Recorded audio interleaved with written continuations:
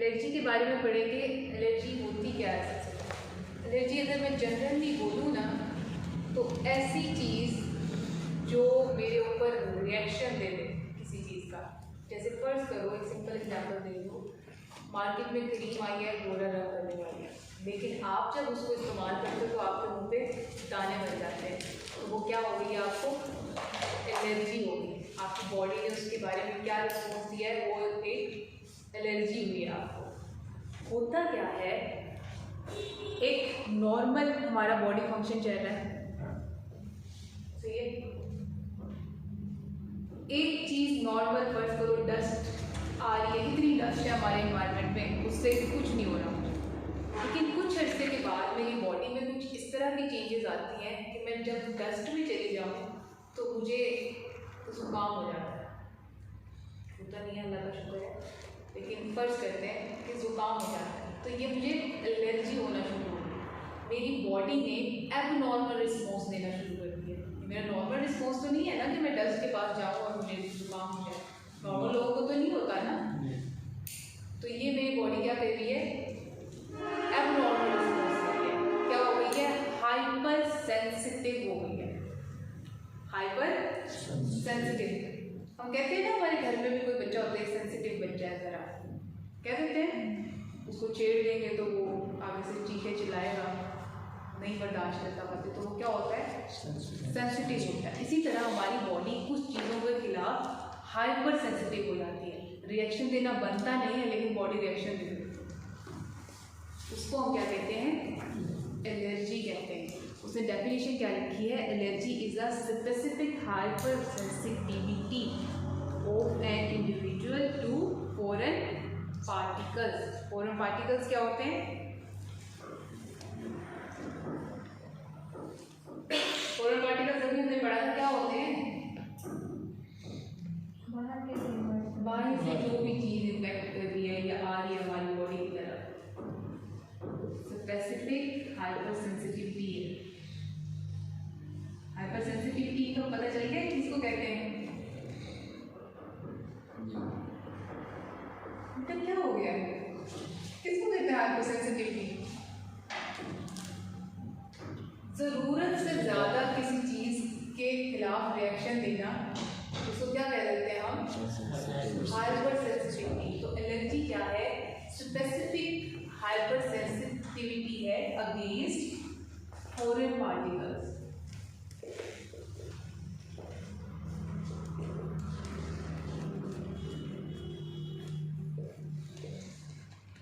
अब वो foreign particles कुछ भी हो सकते हैं, चाहे वो डस्ट है, चाहे वो सर्दी है, चाहे वो कुछ भी है, सही, चाहे वो कोई माइक्रोब है, उसके खिलाफ जो हमारी बॉडी एक्स्ट्रा रिएक्शन दे रही है ना, जो कि नॉर्मली नहीं होना चाहिए, एक एक्स्ट्रा अपनी तरफ से रिएक्शन देने लग गई है, तो वो क्या होती है?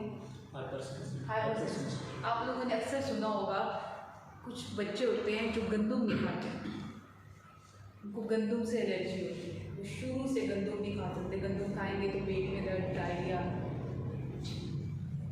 ये सारे मसले हो जाते हैं, तो वो बेसिकली गंदम से एलर्जी होते हैं।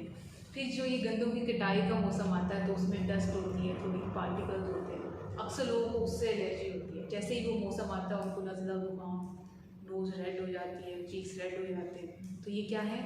Allergic reaction. अब हम डिटेल पढ़ेंगे कि बेसिकली एलर्जी में हो क्या रहा होता है। एलर्जी को समझने के लिए ना दिमाग चाहिए, और अपना दिमाग अब खोल के रखते हैं। अब एक लाइन पढ़ो, an allergy is sensitivity to a normally harmless substance, one that does not bother most people. Allergy है क्या? सेंसिटिविटी है ऐसी चीज़ों के खिलाफ जो नॉर्मली हार्मलेस है। मतलब हो सकता है, जैसे सर ने बताया कि इनको डस्ट से एलर्जी है, मैं नॉर्मल हूँ, डस्ट मुझे कुछ नहीं कह रही है, मेरे लिए बिल्कुल हार्मलेस है, लेकिन सर को उससे एलर्जी है, सर उसके अगेंस्ट हाइपर सेंसिटिव है। सर की बॉडी जो है डस्ट के खिलाफ रिएक्शन देती है, तो ये क्या है? सर को क्या है? डस्ट एलर्जी है, जबकि वो हम सब में नहीं है, हम बिल्कुल, हमारे लिए बिल्कुल डस्ट हार्मलेस है। हार्मलेस का क्या मतलब होता है? जो चीज़ नुकसान नहीं देती। Allergies are abnormal immune system reactions to things that are typically harmless to most people. अब एलर्जी में फंक्शन कौन सा सिस्टम कर रहा होता है? हमारा इम्यून सिस्टम।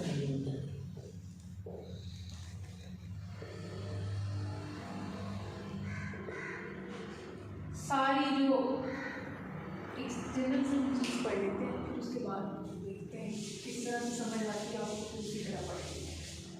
एलर्जी में होता क्या बेटा? फर्स्ट करो, ये नोज है, इससे आ रही है डस्ट, ठीक है? डस्ट चली गई है बॉडी के अंदर, आ गई। अभी हमने रिस्पायरेटरी सिस्टम पढ़ा था, उसके थ्रू लंग्स में आई, और जहाँ से भी हमारे रिस्पायरेटरी सिस्टम में क्या आ गया है? डस्ट आ गया। अब हमारा जो इम्यून सिस्टम है ना,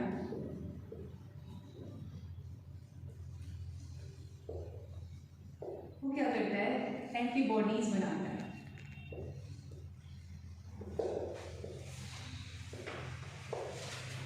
अब नॉर्मल फंक्शन भी इसका क्या है कि ये एंटीबॉडीज बनाता है, लेकिन ये कभी कभी क्या करता है? ऐसी एंटीबॉडीज बना लेता है, ऐसी चीज़ों के खिलाफ एंटीबॉडीज बना लेता है जो नॉर्मली जिनका कोई नुकसान नहीं है हमारी बॉडी में। अब डस्ट चली गई है तो चली गई है, बस खुद ही खत्म हो जाएगी, कोई रिस्पॉन्स हमारी बॉडी को नहीं देना चाहिए। लेकिन बाज़ दफ़ा कुछ लोगों में इम्यून सिस्टम क्या करता है? ऐसी एंटीबॉडीज बना देगा जो जाके इस डस्ट से लड़ाई करना शुरू कर देगी। सही है? जब इन दोनों की लड़ाई होती है ना, तो इसके नतीजे में बॉडी के ऊपर रिएक्शन आना शुरू हो जाते हैं, और वो डिफरेंट तरह के हो सकते हैं, डिपेंड करता है कि किस चीज़ के खिलाफ इसने लड़ाई शुरू करना है। अब सपोज जब डस्ट से ये लड़ाई शुरू होती है ना, तो अक्सर लोगों को सांस का मसला होना शुरू हो जाता है, सांस आने में मुश्किल हो जाती है, जुकाम हो सकता है हमें। इसके अलावा कुछ लोगों को ठंड से एलर्जी होती है, जैसे ही ठंड में जाएंगे उनकी नोज रेड हो जाती है, चीक्स रेड होना शुरू हो जाते हैं, तो वो हमारी बॉडी का रिएक्शन है। आप किस चीज़ से रहा है? इस पार्टिकल की और इस एंटीबॉडी की लड़ाई से। सही है? ये सारी लड़ाई हमारी ब्लड के अंदर हो रही होती है, और जो ब्लड है वो उसके बदले में डिफरेंट रिएक्शन देता है हमारी बॉडी में। ये एलर्जी होती है। समझ आइए आप?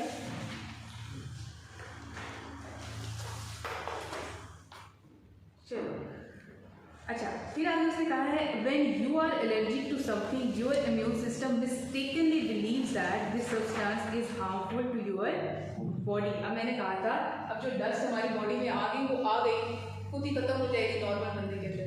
लेकिन जो एबनॉर्मल बंदा है या जिसको डस्ट से एलर्जी है, उसका इम्यून सिस्टम गलती से ये समझ लेता है कि मैंने इसको ख़त्म करना है, ये फॉरेन पार्टिकल है, ये नुकसान पहुँचा सकता है, तो उसकी वजह से वो इससे जो लड़ाई शुरू करेगा, जो रिएक्शंस होना शुरू होंगे, उसकी वजह से क्या होती है? एलर्जी। फिर आगे है substances that cause allergic reactions such as certain food, dust, plant, pollen, or medicines are known as allergen. Allergen की definition बताई है उसने। Allergen क्या होता है? ऐसा कोई भी पार्टिकल जो हमारी बॉडी के अंदर आया है, जिसकी वजह से हमारी बॉडी एलर्जिक रिएक्शन दे रही है, उसको हम क्या कह देते हैं? एलर्जन कहते हैं।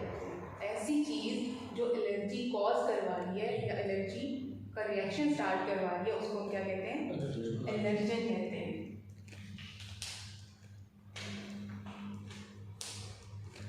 चलिए आगे है, in an attempt to protect the body, the immune system produces IgE antibodies to that allergen. Those antibodies then cause certain cells in the body to release chemical into the blood stream, one of which is histamine. अब क्या story चलती है? First करो, ये आ गई dust body के अंदर, immune system ने देखा इस डस्ट पार्टिकल को, उसने समझा कि ये तो नुकसान पहुंचा सकती है, फॉरेन पार्टिकल आया ना हमारी बॉडी के अंदर, हमारी बॉडी के अंदर नॉर्मली तो डस्ट नहीं है। अब ये मिस्टेकनली ये समझ लेता है कि इसने इसको हमारी बॉडी को नुकसान पहुंचाना है, ये क्या करेगा? एंटीबॉडीज बनाएगा। कौन सी एंटीबॉडी बनाता है? IgE नाम है उस एंटीबॉडी का। ये IgE क्या करती है? हमारी बॉडी के अंदर हिस्टामीन रिलीज कराती है। नजर आ रहे हैं?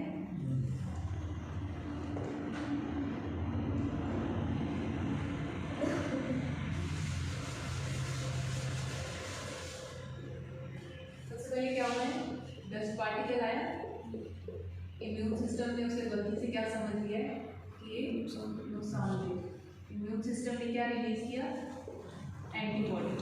कौन सी एंटीबॉडी की है, IgE। IgE क्या करती है, हिस्टामीन रिलीज कराती है। हिस्टामीन बेटा एक सब्सटेंस है जो डिफरेंट इन्फ्लेमेटरी फंक्शन वो करा रही होती है, रिएक्शंस करा रही होती है। ठीक है, हमारे ब्लड के अंदर ही क्या रिलीज कराना शुरू कर देती है, ये हिस्टामीन रिलीज कराती है। हिस्टामीन क्या कराती है, डिफरेंट रिएक्शंस कराती है। हिस्टामीन क्या कराती है, रिएक्शंस कराती है उस फॉरेन पार्टिकल के अगेंस्ट। मकसद क्या होता है कि इसको किल कर दे किसी तरह। The histamine then acts on the eyes, nose, throat, lungs, skin और gastrointestinal tract। gastrointestinal tract किसको कहते हैं,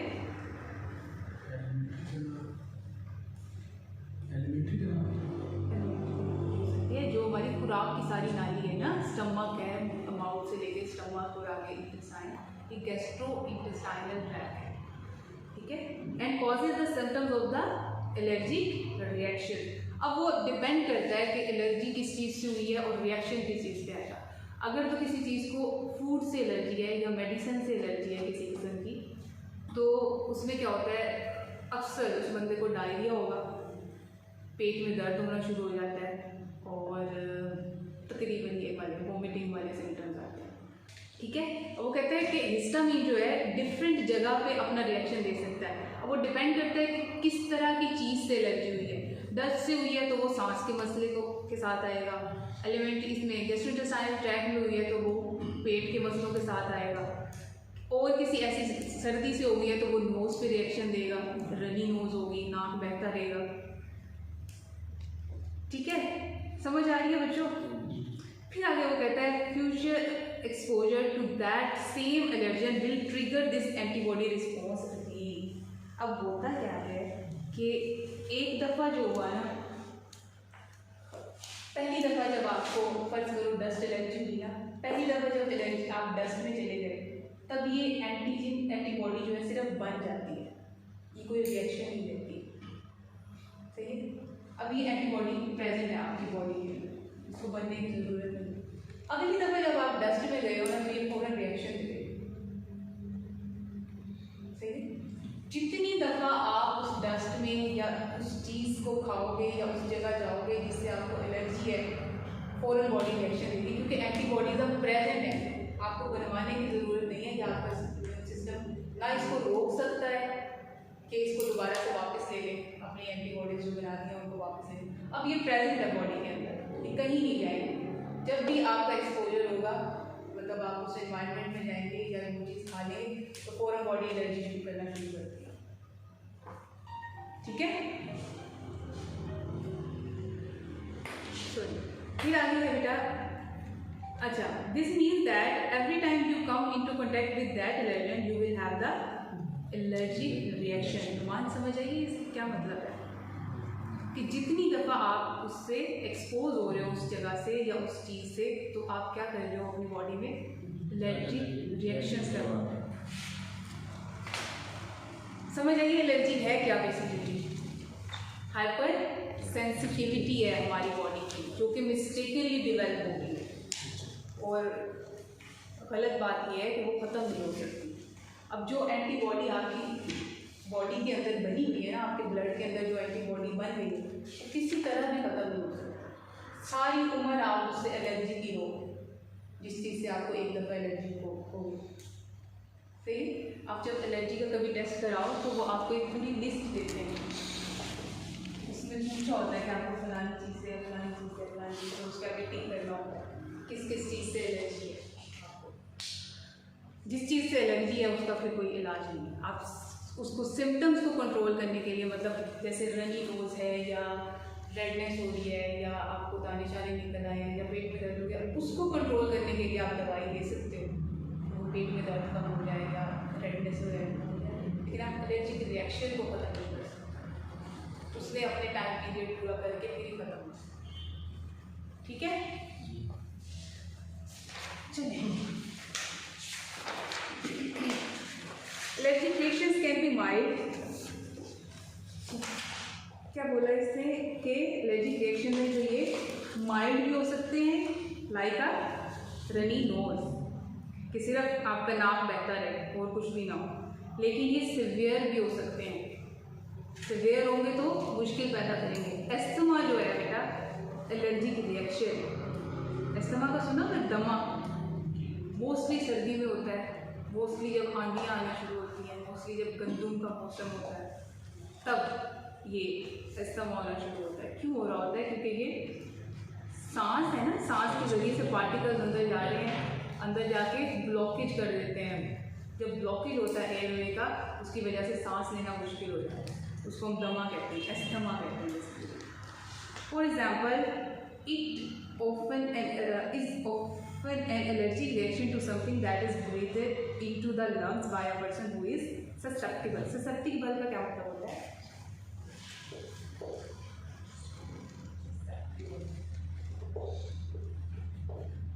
क्या मतलब होता है? ऐसा इंसान जो कैसे समझाऊं इसको, कि जो बंदा, जिस बंदे को एलर्जी हो रही है ना, वो ससेप्टिबल उस चीज़ का। ठीक है, मसलन सर को अगर डस्ट एलर्जी है, सर को अगर डस्ट एलर्जी है, तो सर जो है डस्ट एलर्जी के ससेप्टिबल, जिस बंदे को जो डिजीज़ हो रही है स्पेसिफिक, वो उसका ससेप्टिबल। आगे उसने फिर से वही एलर्जन बता दी। अच्छा, अब एक चीज़ और याद रख लो, कोई भी पार्टिकल जो हमारी बॉडी के अंदर एंटर होता है ना, हम उसको एंटीजन कह देते हैं। ये जैसे डस्ट है तो हम इसको एंटीजन कहते हैं। हमेशा एंटीबॉडी तभी बनती है जब हमारी बॉडी के अंदर एंटीजन एंटर होगा। एंटीजन क्या होती है? कोई भी पार्टिकल, फॉरेन पार्टिकल जो बॉडी के अंदर एंटर हुआ है, उसको क्या कहते हैं? एंटीजन कह रहे हैं। और जो उसके रिस्पॉन्स में बन रही है, उसको क्या कहते हैं? एंटीबॉडी। सही है, जो इसको किल करवाएगी आगे। एक एंटीजन हमने और पढ़ी थी, जो हमारी बॉडी के अंदर नॉर्मली प्रेजेंट है, कहाँ पे होती है? कोई याद नहीं है। हमने पढ़ा था आरबीसीज के अंदर एंटीजेंस पड़ी होती हैं, याद है? जिनकी बेस पे हम अपना ब्लड ग्रुप मेजर करते हैं कि ए बी है या ए बी ओ है, जो भी है, इनको भी एंटीजन कहते हैं। An allergen is any substance that is recognized harmful by the immune system and causes an allergic reaction. क्या लिखा है उसने नुमान?